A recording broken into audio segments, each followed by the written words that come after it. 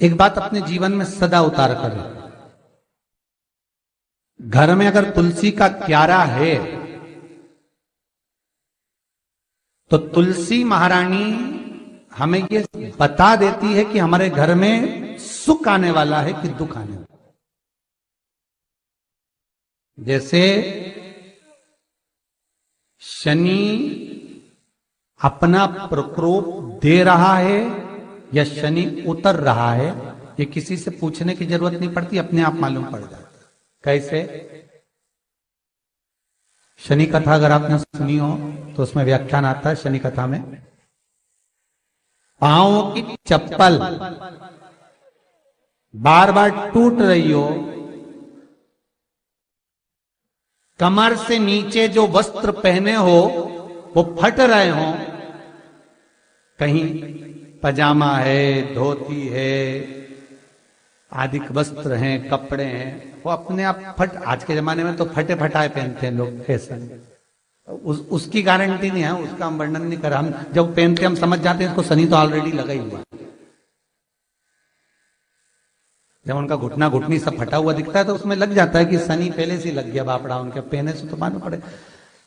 शनि का नियम है, शनि कथा कहती है पांव की चप्पल बार बार टूट रही हो, घिस गई हो, बद्दी टूट रही हो, कुछ कर रही हो, और अगर कमर से नीचे जो वस्त्र पहने हो वो अपने आप फट रहे हो,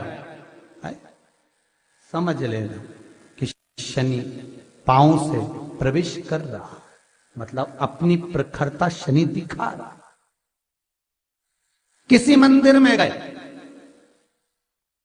महाराज और वहां जाने पर चप्पल चली गई तो समझ लेना शनि की कुदृष्टि अब पड़ना बंद होना चालू हो गया। कितना सुंदर कहा है महाराज। जूता चप्पल आज के जमाने में तो फैशन हो गई साहब, घर की चप्पल अलग होती है, बाहर की चप्पल अलग होती है। लोग घर में चप्पल किचन तक में पहन के जाते हैं। अरे पानी ले जाओ सियोर से,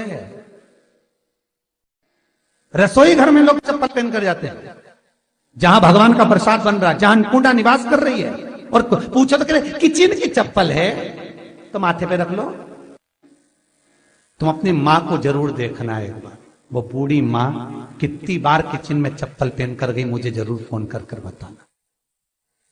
बूढ़ी मां रसोई घर में आज भी बिना चप्पल के जाती है, और बहुओं की कहीं एड़ी नहीं फट जाए, ठंड नहीं बैठ जाए, इसलिए ये रसोई घर तक में चप्पल पहन कर जाती है। सूर्य नारायण की कथा पढ़ना, शनि महाराज की कथा पढ़ना, और गरुड़ पुराण की कथा पढ़ना, जिन जिन कथाओं का हम व्याख्यान कर रहे हैं उसको पढ़ना जरूर हो। क्या लिखा है? घर के अंदर जब चप्पल जाती है, रोग, बीमारी, कष्ट, तकलीफ चालू हो जाती है। तुमने चप्पल क्यों पहनी? ठंड नहीं बैठ जाए, रोग नहीं बैठ जाए। घर के अंदर उतना बढ़ गया, एक कालीन बिछा दो, एक दरी बिछा दो, मोटा आसन बिछा दो, जिस पर तुम चल लो। जरूरी है कि कई कई लोगों को तो हमने ये भी देखा कि कालीन पर भी चप्पल पहन के चल चल, और ब्राह्मणों को भोजन परोस रहा है, गुरुजन को भोजन परोस रहा है, ठाकुर जी की थाली बना रहा है, ठाकुर जी का थाल लगा रहा है, तो भी चप्पल है पांव में। तेरा क्या होगा रे कालिया, क्या होगा? विचार तो करो। देह पड़ी रे जाए यहीं पर, फिर कुंडल और नगीना, क्या हरि नाम नहीं तो जीना। अभी भी सुधर जाओ रे, अभी भी सुधर जाओ, नहीं सुधरो तो सिधर जाओ रे, या तो सुधरो नहीं तो सिद्धरो, थोड़ा सुधरो। रसोई घर में अन्नपूर्णा रहती है, रसोई घर में शिव महापुराण की कथा कहती है जब भगवान शंकर को मां जगत जननी भोजन करा रही थी, शंकर जी ने वर मांगा था अन्नपूर्णा से, ए अन्नपूर्णे, तुम मेरे घर के बच्चों का भरण पोषण कर रही है। इस मृत्यु लोक में जितने मनुष्य जन्म लेते हैं ये मेरे पुत्र कहलाते हैं।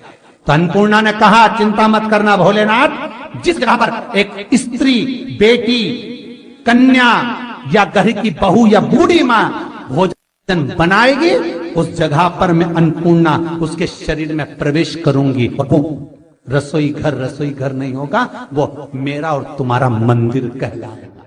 अब मंदिर में चप्पल पहनकर भोजन का निर्माण करना ये श्रेष्ठता है।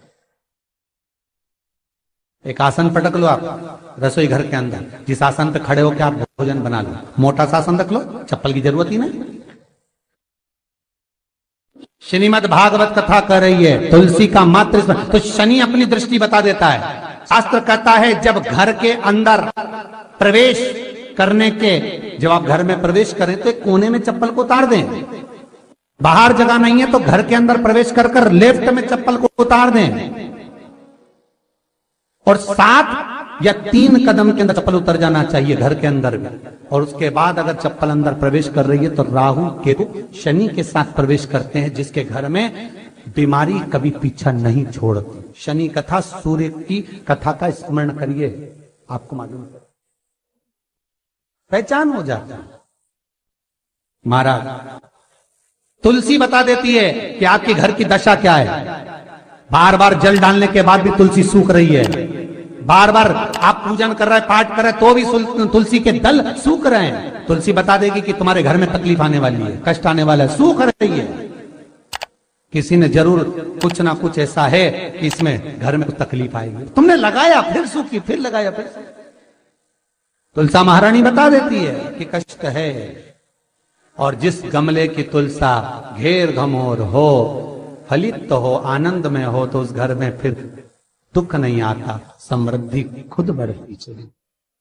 जिन शंकर भगवान को आप जल चढ़ाते हो, जिन ठाकुर जी से आप लाड लड़ाते हो, जिन भगवान कृष्ण का आप स्मरण करते हो, राधा रानी का आप नाम जाप करते हो, जिस परमात्मा का आप भजन कर रहे हो, कीर्तन कर रहे हो, नाम जाप कर रहे हो, नाम स्मरण कर रहे हो, उससे तुम्हारा एक संबंध होना चाहिए, एक रिश्तेदारी होना चाहिए।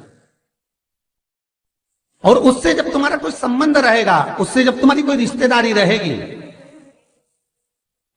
तो उस रिश्तेदारी में जैसे ही आपके प्राण छूटे, और छूटते से ही आप जब गए तो जाते ही आप कहोगे कि कृष्ण से मेरा ये संबंध है, वो मेरा पुत्र, वो मेरा भाई, वो मेरा बेटा, वो मेरा सगा, वो मेरा रिश्तेदार, वो मेरा कुटुंबी, वो मेरा पुत्र। जब कहोगे तो तुरंत प्रवेश हो जाए। महाराज भगवान से संबंध होना चाहिए। कई लोग भगवान को सवेरे से रिझाने बैठते हैं तो भगवान को बनी बनाई बात कहते हैं, ये पाठ कर लो, ये पाठ कर लो, ये पाठ कर लो, ये स्तुति कर लो, सारा बना बनाया। तुमने अपने दिल से कौन सी स्तुति गाई? तुमने अपने दिल से कौन सा भगवान को निवेदन करा, कौन सा नमन करा? बस सवेरे उठना है, नहाना है, भगवान के सामने जाना है, भगवान को नहलाना है, कपड़े पहनाना है, अगरबत्ती लगाना है, थोड़ा सा शक्कर का भोग लगाना। इतने सारे देवी देवता, शंकर जी, राम जी, गणेश जी, सारे देवता, और 2 खुरमा लेके आए, 1 बालूशाही लेके आई, 2 मठरी लेकर आ गए, 1 मठरी लेकर आ गए, और भगवान को इतनी सी कटोरी में रख दी। अब बोले, कई लोगों से पूछा, इतनी सी कटोरी में 1 मठरी, 1 खुरमा, और रोज मठरी खुरमा एक साथ नहीं रखती। वो तो आज दिन मठरी का भोग लगा दिया, कल खुरमे का लगाई, परसों गुजिया का, परसों पपड़िया का, कोई डब्बे में भरे भराए रखे रख दिया। और 1 लड्डू रोज लगा देगी, इतना बड़ा। तो पूछा, इतना सा लड्डू और इतने सारे भगवान कैसे खाते होंगे? तो क्या भाव से। तो हमने कहा